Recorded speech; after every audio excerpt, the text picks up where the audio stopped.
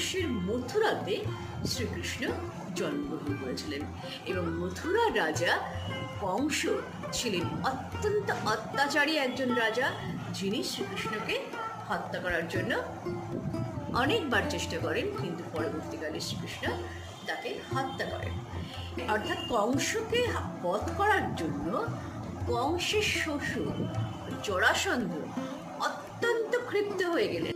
মগধরাজ জরাসন্ধ মথুরার উপরে 17 বার আক্রমণ করলেন।